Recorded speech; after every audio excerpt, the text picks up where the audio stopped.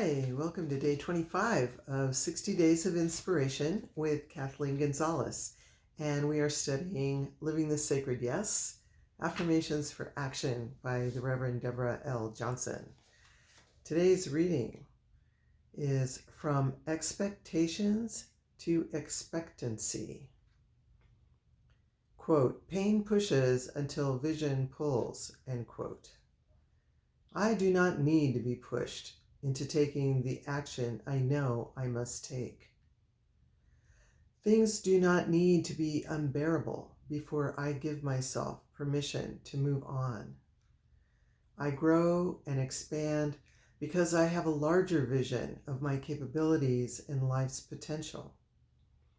I go from good to better.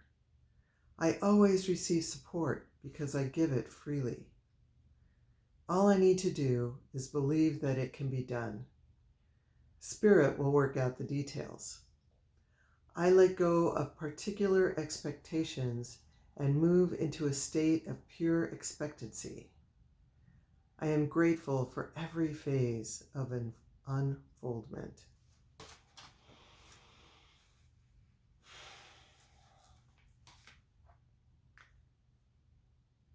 And this is where it gets to be exciting. So the difference between living with expectation and living with expectancy. So if we have expectations, then there's a huge chance that we'll be disappointed because our expectations may never come about. But if we have expectancy, then we live in a constant state of waiting. And so it's like, okay, what's going to happen? What's the next thing? And so when something does happen, we're ready to jump on it, right? It's not like we're like, oh, wow, wait, it's sort of like, what's going to happen? What's going to happen? Yes, yes. And as we take those forward steps and it leads us into unexpected places, that could be really fun, right? It's sort of like, wow, I never knew this would happen. I never knew that would happen. And I never knew I would meet this person or that person. And I guess the story could be, I remember I wanted to go see Noam Chomsky speak at the University of Arizona here in Tucson. And I didn't have a ticket. It was part of, I think it was part of the Tucson Festival of Books, which is like hundreds of thousands of people out in the, in the mall area of the university looking. It's one of the biggest events in the city. And he was giving a talk. And I love him. But I went and I was walking over towards the hall where he was going to speak. And there was a line of people like 2 blocks long, around, away from the building, all the way down through the park. I mean, it was tons and tons of people. And I was like, wow, so I go towards the end of the line and I asked the folks, I said, do you guys already have your tickets? And they're like, yeah. And I'm like, okay. And I said, do you know where I can get some? And they're like, well, I think the box office is at the front of the line. So I go to the front of the line thinking, well, I really want to get a good seat for this.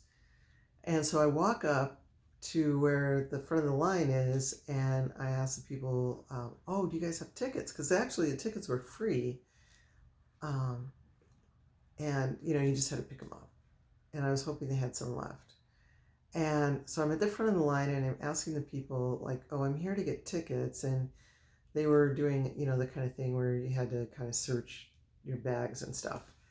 And so they said, well, here, let us search your bags and you can go up and get your ticket. And somebody turned around in the line and said, oh, do you need a ticket? And I'm like, yeah. And they said, well, we have an extra. Somebody didn't come and we're getting ready to go in. Would you like it? And I said, oh, I'd love it. Thanks. And I went to leave and go back to the end of the line. They said, oh, well, why don't you just walk in with us? And I was like, are you sure? And they were like, yeah. And I kind of looked at the people behind them and I said, are you sure? And they said, yeah. And so I was like, oh, thank you. So I ended up with, I don't know, 3rd row seats. It was great. And that is something that can happen living in expectation, because I didn't let the long line discourage me.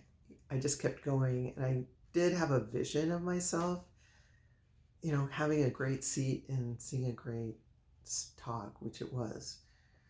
So living with expectation.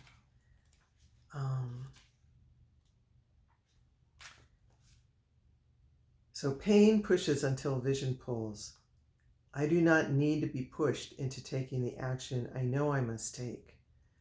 Things do not need to be unbearable before I give myself permission to move on.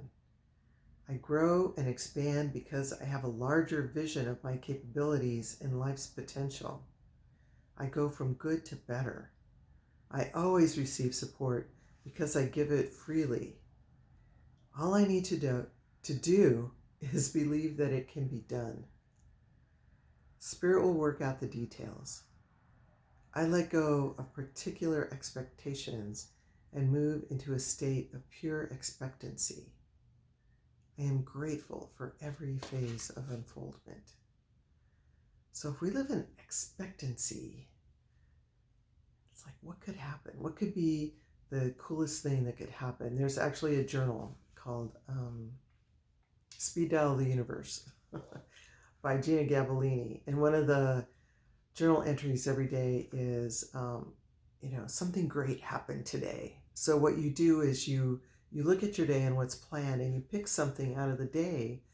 It could be a meeting, it could be a phone call, and you just blow it up as if in the evening you were writing about what just happened. And it's like, that phone call I had today with so and so. Well, they gave me the name of 3 people, and one of them, has already scheduled me for a podcast, and one wants to be a client, and one wants to hook me up, with some kind of somebody that wants to do business with me, and this something amazing happens. Like if you're looking for a place to rent, somebody, I found the best house today. It ended up being perfect for me, and and half the price I thought I would have to pay, and it's got a great pool, just those kinds of things. So you get used to writing about fantastic things that happen out of some mundane experience, and you start expecting it.